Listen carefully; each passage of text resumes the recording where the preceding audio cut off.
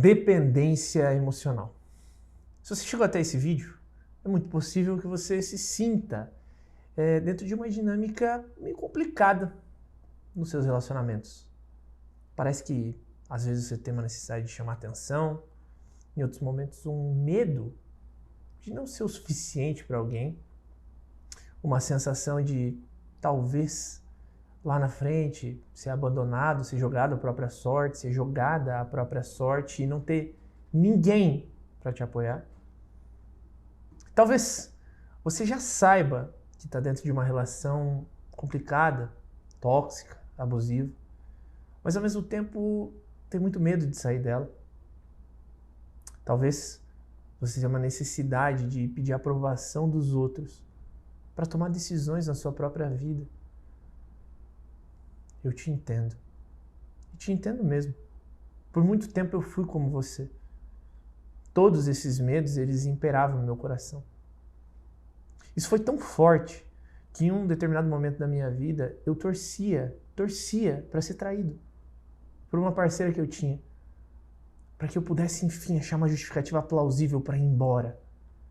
É como se eu negociasse com a minha própria cabeça.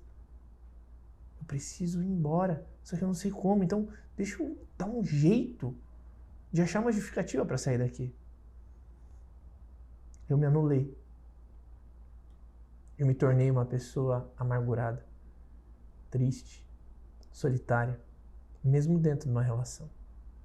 Eu precisava, mesmo que de modo não consciente, de estratégias para afastar essa pessoa de mim. Até que finalmente aquele dia chegou. Eu fui traído. E no momento em que essa traição operou, a minha cabeça encontrou um jeito de seguir a vida. Isso é humilhante, mas foi isso que eu fiz. Só que sabe o pior? É que eu achei que estava tudo resolvido quando eu segui a minha vida. E realmente ficou tudo resolvido. Até eu conhecer uma outra pessoa.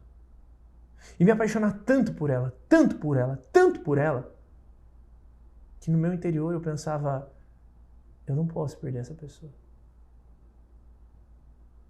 E uma outra humilhação começou. A humilhação da autoanulação. Eu queria tanto que desse certo que eu esqueci quem eu era. Eu esqueci no que eu acreditava. Eu vivi por muitos anos submerso numa realidade diferente, onde era tudo sempre pela pessoa, mas não porque eu amava, mas porque eu era um dependente. É como se eu precisasse daquela pessoa para me sentir bem. E como que eu sei que era uma dependência e não um amor? Pelos comportamentos que eu tinha. Eu me tornei uma pessoa ciumenta, eu me tornei uma pessoa grosseira, eu me tornei uma pessoa possessiva. Eu me tornei uma pessoa que, de certa forma, punia o outro, mesmo de uma maneira paradoxal, fazendo tudo por ela. A natureza humana é um pouco confusa e complexa, mas são sintomas de uma dependência. E se você viveu ou você vive dinâmicas semelhantes a essas que eu te apresentei, eu também quero te dizer que você é um dependente, que você é uma dependente. Não precisa ser assim. Só que, quando a gente fala sobre dependência emocional, existe um ponto que precisa ficar muito claro. Essa dependência, ela nunca começa no parceiro, na parceira, naquela relação. A dependência emocional, se a gente parar para pensar bem, já é um termo autoexplicativo. Dependência de uma ou várias emoções, que por alguma razão são evocadas na presença de uma pessoa. É como se você sentisse que aquela pessoa te oferece uma sensação muito específica que outras pessoas não conseguem te oferecer. E na verdade, essa pessoa realmente oferece. Só que são sensações e sentimentos que alguém lá atrás, no seu passado, precisaria ter te dado numa fase muito específica da sua vida e por alguma razão não te ofereceu. Quem é esse alguém? Seu pai. Quem é esse alguém? Sua mãe. Existe uma determinada fase da nossa vida, quando nós somos pequenos, que nós precisamos receber um amor muito específico. Um amor generoso, gratuito, benevolente. Um amor que não exige nada em troca. Que dá de bom grado. Quando nós viemos de uma família emocionalmente estável, onde esse amor foi nos oferecido numa proporção adequada, a tendência na vida adulta, nos tornarmos dependentes emocionais é muito menor do que quando crescemos dentro de um lar instável, onde a quantidade de amor oferecida não foi proporcional ao que eu precisava receber. Em que tipo de lar isso acontece com frequência? Em casas onde a criança precisa lidar com os pais brigando o tempo todo. Não é raro encontrar uma dinâmica onde a criança sinta internamente que ela é culpada pelas discussões dos pais. Isso é muito comum. Eu, como criança, crescendo numa família onde os meus pais discutiam e depois acabaram se separando, nutria essa percepção. Uma percepção assim de, putz, a culpa é minha. A culpa era minha? Não. Mas criança tem uma inocência salvadora. Ela acha que muitas vezes o problema é ela. Louco, né? E essas percepções fazem com que ela alimente muitos sentimentos negativos, como a rejeição, a tristeza, a raiva. Sentimentos que lá na frente podem se tornar a fonte de vícios emocionais, que é um outro tema. Mas é quando você fica viciado numa emoção, você precisa sentir ela a qualquer custo, pela repetição com a qual essas emoções apareceram ao longo da sua história. É um vício mesmo. Então, sentiu muita raiva, muita raiva, muita raiva, muita raiva. Quando você cresce, parece que você fica incomodado quando você não tá com aquela sensação. É bizarro, mas é isso. Isso é um vício emocional. Mas voltando aqui à dependência. Então, nós precisamos, quando pequenos, receber esse amor generoso, gratuito, benevolente. E quando não recebemos, dentro dessa dinâmica de briga dos pais ou dentro da dinâmica de pais separados, que também é muito comum, quando você vem de uma família onde seus pais se separaram, é muito difícil você conseguir sentir esse amor numa quantidade adequada. Agora, se você vem de uma família estável, é muito mais simples. Só que qual é o problema? Eu digo isso, o grande problema da nossa geração são as relações em crise. Porque nós, eu, vocês, o pessoal dos 20, dos 30 e poucos anos, nós somos frutos de pais que tiveram de lidar com uma estrutura de mundo muito diferente. Então o mundo ele operava de um jeito até os anos 60 e dos anos 60 para frente essa operação no mundo mudou, principalmente na área de relacionamentos. Estou dizendo que antes dos anos 60 era melhor ou pior. Não é esse o contexto. Não estou dizendo isso. Mas que as separações cresceram muito depois da Revolução Sexual. Cresceram. Então, nos anos 60 foi criada a pílula anticoncepcional. As mulheres, muitas vezes, com aquela sensação de terem sido reprimidas uma vida inteira e terem de aceitar uma imposição social, muitas se rebelaram, e entraram numa dinâmica totalmente coerente com a ideia da hipergamia. Então assim, o homem pode tudo, o homem pode transar com quem quiser, quando quiser, beleza, eu também posso. E através disso, o ponto central que passou a qualificar as relações amorosas foi a qualidade do sexo. Então as pessoas começaram a se envolver com outras pessoas pelo sexo. E quando era bom, elas firmavam relacionamentos com base naquela sensação. E isso é muito perigoso. Foi aí que as bases mesmo teóricas sobre o que faz um relacionamento dar certo, sobre para que serve uma relação, começaram a serem absolutamente corrompidas. Então o casamento religioso, por exemplo, começou a ficar cada vez mais raro. As separações começaram a ficar cada vez maiores. O exercício da fé começou a ficar de lado. E os nossos pais vêm dessa geração. onde esses movimentos eles estavam em ascendência. E eles, de certa forma, foram uma geração marcada por essas distorções conceituais e teóricas.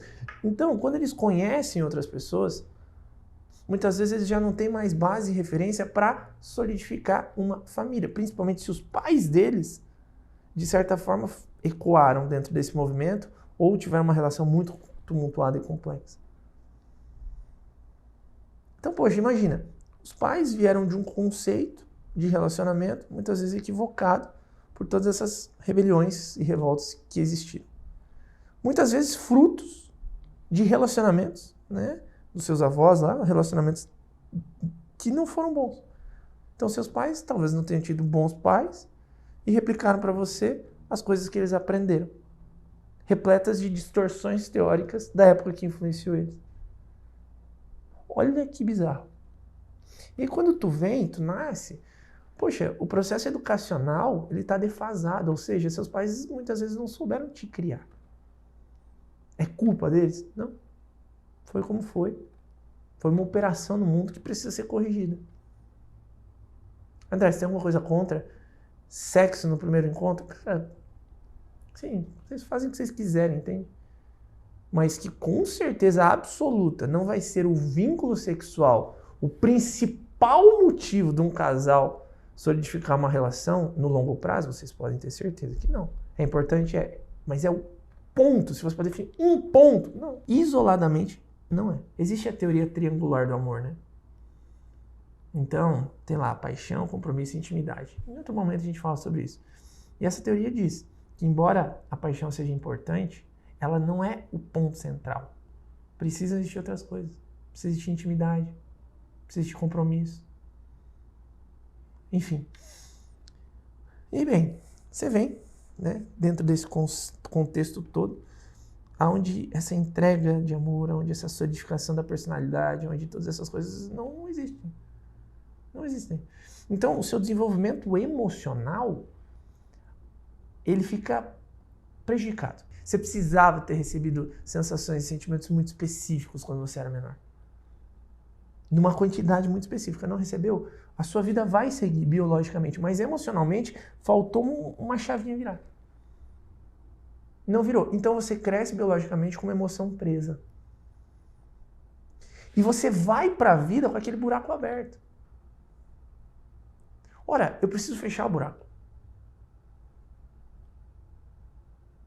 Como que você fecha o buraco? Através de um processo de projeção, é uma tentativa de fechar. Então você busca alguém que possa te oferecer sensações muito parecidas com aquelas que você precisava quando era pequeno, pequena, e que não recebeu dos seus pais. E essas sensações, elas precisam aparecer de 4 maneiras diferentes dentro de nós. Então a gente precisa sentir a sensação de segurança, de crescimento, de importância e de novidade. Como assim, André? Quando a gente era pequeno, a gente precisaria se sentir seguro ao lado dos nossos pais, importante do lado dos nossos pais, crescendo do lado dos nossos pais e sendo estimulado a buscar o mundo, né? A novidade do mundo. Pô, o que é o mundo? O que eu preciso construir aqui? Que capacidades eu preciso desenvolver? Deixa eu me testar no mundo. Precisaria, não teve. Então nós passamos a projetar a busca por essas sensações em um parceiro ou uma parceira. Essa é a base principal da dependência emocional. Então, quando nós aprendemos a suprir essas emoções sozinhos, uma parte dessa dependência é tratada. O princípio de tratamento é esse. Ok. Como é que eu posso preencher esses sentimentos sem projetar para ninguém? Aqui vai aparecer a ideia do amor próprio. O que é amor próprio, André? De certa forma, é você buscar essas sensações sem projetá-las em outra pessoa. Ou seja, como é que eu me amo? Eu me amo quando eu consigo me sentir seguro comigo mesmo, quando eu consigo me sentir crescendo, né, através dos meus estudos, enfim, quando eu consigo me sentir importante sem precisar da validação de outra pessoa, e quando eu consigo sentir, né, dentro do meu coração que a minha vida é legal, que existem coisas novas para serem conhecidas. Sabe aquele tesão da novidade? Só que você busca essas sensações sem a presença de outra pessoa necessariamente. Você busca se conhecer a ponto de nutrir esses sentimentos dentro de você sem a necessidade de uma relação. Isso já vai te dando uma percepção diferente do mundo, vai fazendo com que você desenvolva novas referências de vida, vai fazendo com que você feche alguns buracos emocionais, te permite iniciar um processo de construção de virtudes e também desenvolver essa ideia de amor próprio. O que é amor próprio? É um limite mínimo do que você é capaz de aceitar dentro de uma relação. Ou seja, quando você consegue nutrir dentro de você essas emoções, você não precisa de alguém para nutri-las por você. Se você não precisa de alguém para nutri-las por você, necessariamente você consegue olhar para aquela relação não como um objeto de uso, onde você possa se beneficiar, ou um objeto que você tenha medo de perder, porque sem aquilo você não vai sentir essas emoções. Não, você consegue olhar para aquela pessoa como uma fonte de amor, onde você pode realmente amar, onde você pode se dedicar, onde você pode se sacrificar, onde você pode se tornar cada vez uma pessoa melhor fazendo pelo outro. E os seus motivadores mudam, ou seja, se antes, quando você tem uma dependência, você faz para que a pessoa devolva e você se sinta amado, se sinta amada, quando você preenche as suas necessidades, quando você faz, você não está fazendo para se sentir amado. Por quê? Porque você já aprendeu a se amar sozinho. Então você faz por outros motivos. Isso faz toda a diferença. Porque a exigência de reciprocidade que muitas pessoas cobram dentro de uma relação é muito perigosa. Sabe aquela pessoa que faz o negócio já esperando o outro em troca? Tá errado. Isso é uma dependência. Tá pegando? Então o que eu quero te ensinar hoje? Um mecanismo para que você possa preencher as suas necessidades. E começar a tratar essa dependência que existe dentro de você. Isso já vai te ajudar demais. Então como que a gente vai fazer isso? Preenchendo as nossas necessidades. Segurança, variedade, importância e crescimento. Como que eu faço isso? Presta atenção, pega uma folha de papel aí. Ou abre o seu computador. Abre o seu computador, pega uma folha, sei lá. Escreve aí, segurança. Tem uma pergunta para te fazer. O que é que quando você faz com que você se sinta seguro? Qual é o momento do seu dia em que você se sente seguro? E aqui vão começar os problemas. Porque muitas vezes quando a gente é dependente, nós não sabemos o que nos gera a sensação de segurança. Às vezes a gente nem sabe o que é se sentir seguro. E tudo que vem à nossa cabeça envolve alguém. Olha só. Me sinto seguro quando eu sou abraçado. Me sinto seguro quando fazem cafuné na minha cabeça. Me sinto segura quando dizem que me amam. Olha como tudo é sobre o outro. Você percebe como às vezes as pessoas não se conhecem? Elas não se conhecem. Então a minha pergunta para você é a seguinte: o que é que você pode fazer ou testar para começar a se sentir seguro, segura? Posso te dar alguns exemplos meus da minha vida. Eu aprendi a lutar. Primeiro, eu fiz 4 anos boxe. Então, no começo, eu me sentia muito desconfortável porque eu não dominava aquela técnica. Então, eu só apanhava. A partir do momento em que eu fui dominando, fui entendendo a sistemática, fui aprendendo a fechar a guarda, fui aprendendo a soltar jab direto, upper, fui aprendendo a esquivar, eu fui o quê? Dominando a técnica. E à medida em que eu fui dominando essa técnica, o que aconteceu? Eu comecei a me sentir seguro executando aquilo. Então eu ia pro treino seguro, porque eu sabia que ninguém ia me bater pra caramba, porque eu sabia o que eu estava fazendo. Olha o sentimento de segurança. Dominei a técnica. Só que existem outras coisas. Sabe uma coisa que me deixa muito seguro? Tomar café em cafeteria. Então quando eu tô ali vivendo meu momento, muitas vezes depois do almoço, 15, 20 minutinhos, tomando meu café, pensando em nada, eu sinto uma segurança crescendo dentro de mim. Eu sinto aquele movimento interior. Louco, né? Então tudo isso me gera uma sensação muito específica. Então se eu quiser me sentir seguro, eu não preciso de um abraço. Eu não preciso de um beijo, não preciso de alguém me falando que me ama, que eu sou bom. Eu preciso ir lá e lutar. Eu preciso ir lá e tomar um café. Eu preciso ir lá e ler um livro. Tudo isso me gera segurança. E para você? O que é que te gera segurança? Eu preciso que você pense em 2 ações práticas. André, eu me sinto seguro quando eu vou caminhar no final do dia na rua. Fechou. André, eu me sinto seguro quando eu tô em casa, tomando um chá antes de dormir, assistindo Netflix. Fechou. Isso precisa se tornar um hábito na sua vida. Todo dia? Não. Você pode fazer 3 vezes na semana. Só que você precisa encarar isso como um ritual. Porque esse é um processo que vai estabilizar suas emoções. Ou seja, você vai parar de projetar essa necessidade de segurança nos outros. Esse é o primeiro ponto. É assim que a gente começa a tratar uma dependência. Então, 2 ações a serem executadas 3 vezes por semana, no mínimo. Você pode executar todo dia se quiser.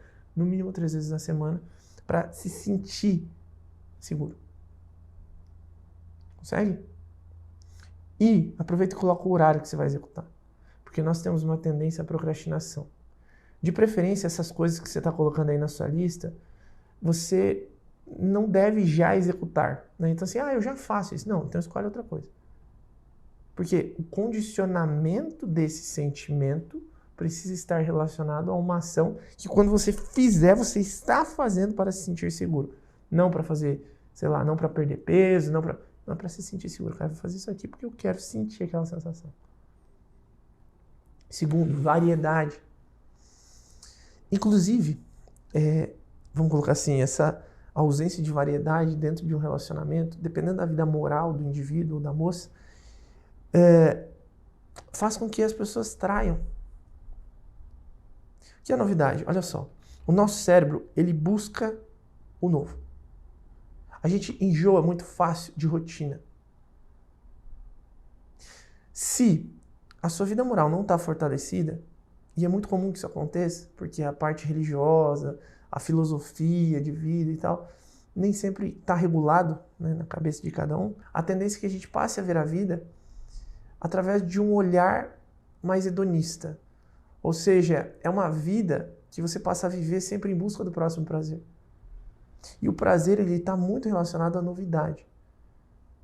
Então uma pessoa sem vida moral, com um déficit nessa estrutura, comumente,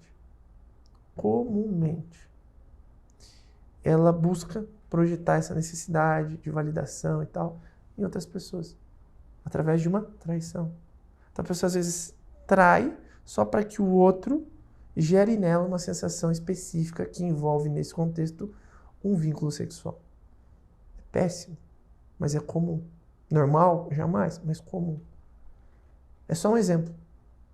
Mas existem outras pessoas que buscam essa novidade no mesmo parceiro. Né? Sempre fazendo um monte de coisa por ele o tempo todo, em busca realmente dessa sensação de, putz, tô agradando. Sabe? Assim, é errado você fazer pelo outro? Não. A questão é que o que motiva a pessoa aqui a fazer pelo outro não é o outro.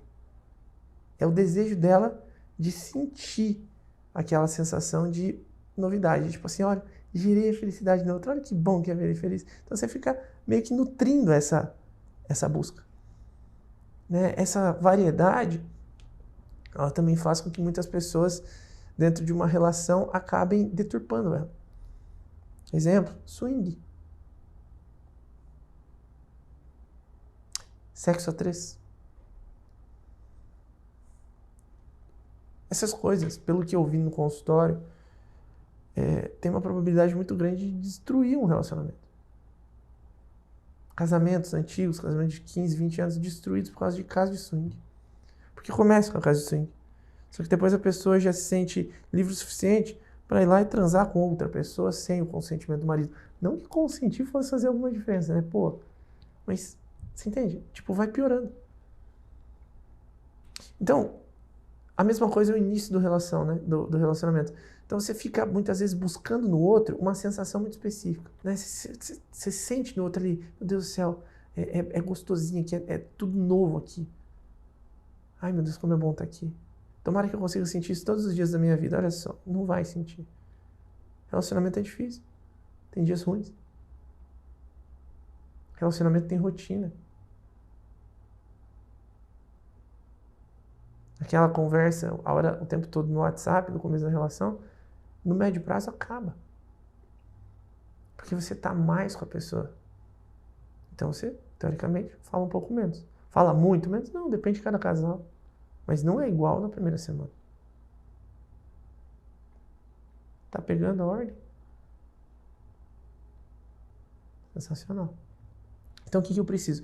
Preciso que essa sua necessidade de novidade não esteja projetada e associada à figura do outro. Como que a gente faz isso? Papel, caneta. O que é que faz? O que te dá tesão? Por exemplo, André, eu adoro ir para restaurantes diferentes. Parece que eu me animo. Isso é variedade. Ir para um restaurante por semana. André, eu gosto muito aqui, eu tenho um hobby que eu curto demais, que é o CrossFit. Excelente forma de variar.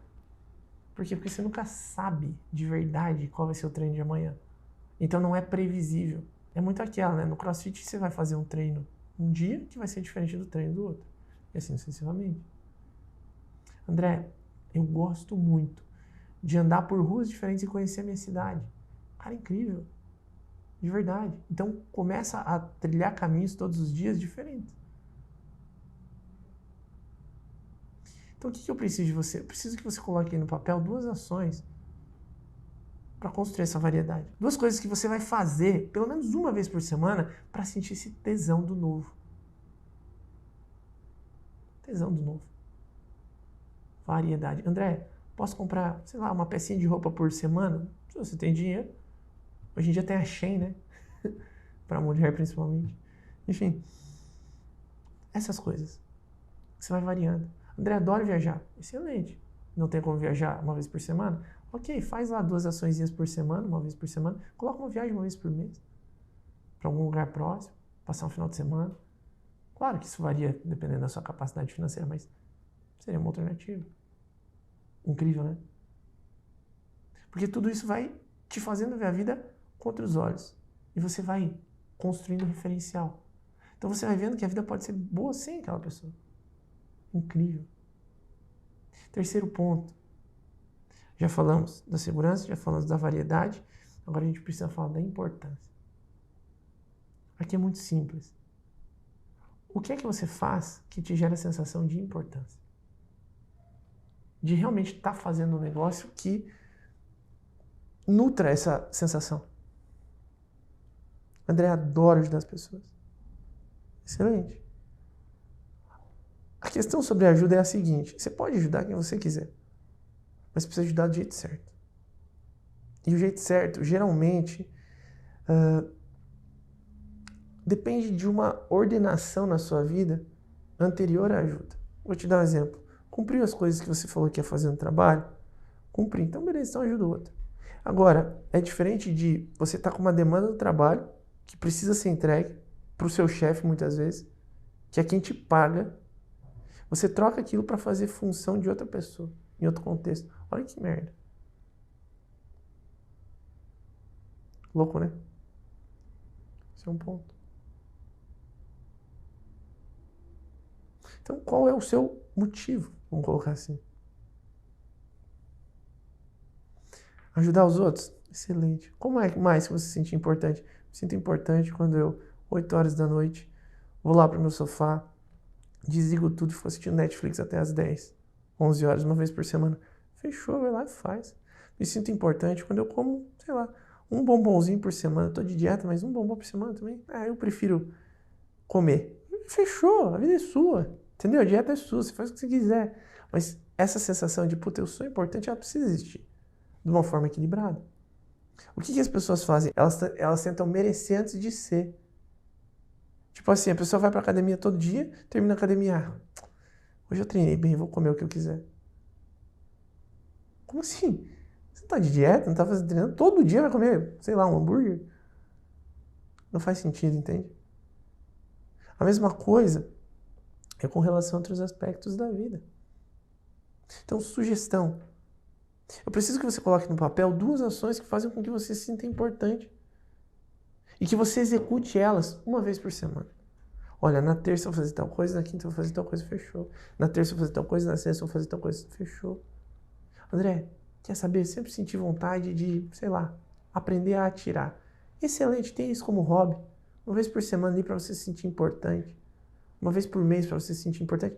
Enfim, a sistemática é, uma vez por semana, colocar algo que faça com que você se sinta importante.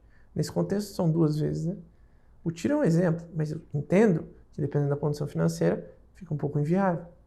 Mas hobbies são excelentes aqui para nos desconectar de coisas que muitas vezes não são tão benéficas assim pra gente. Né? O dia a dia mesmo, pesado, denso, difícil. Tenha hobbies. Hobbies ajudam nesse sentimento de importância.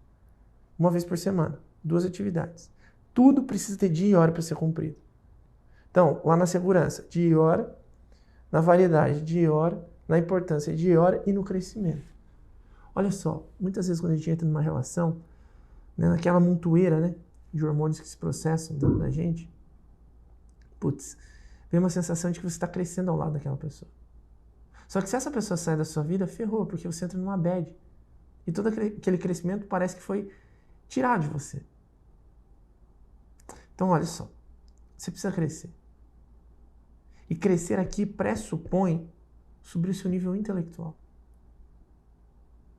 Então, o que você vai fazer aqui, a nível intelectual? Começar a ler. 5 páginas por dia.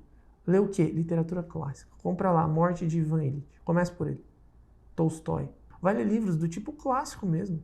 Ensaio sobre a cegueira, Dom Casmurro, Quincas Borba. Vai se desafiar a crescer. Vai fazer um curso de inglês. Vai elevar o seu nível intelectual. Vai fazer mentoria, vai fazer curso de desenvolvimento pessoal. Você precisa crescer. Você precisa crescer. Essa necessidade, quando é sanada internamente, faz com que até mesmo as pessoas pelas quais você se interesse mudem. Porque agora a sua intelectualidade ela aumentou. Então, pô, você fica mais inteligente, você fica um pouco mais seletivo. E a probabilidade de você encontrar alguém legal é maior. Por quê? Porque você, de certa forma, estabeleceu uma hierarquia. Você sabe o que é bom. Por quê? Porque você conhece o bom. Você teve referência de estudo. Você teve referência de ensino. Você teve referência. Referência. Tá entendendo? Tudo é sobre referência. E qual a melhor referência que você pode ter para se desenvolver? Para se tornar melhor? Para curar de vez essa dependência emocional? Para se tornar 1% melhor todo dia? Para construir a vida que você deseja? A melhor referência que você pode ter é o treinamento do Deixe de Ser.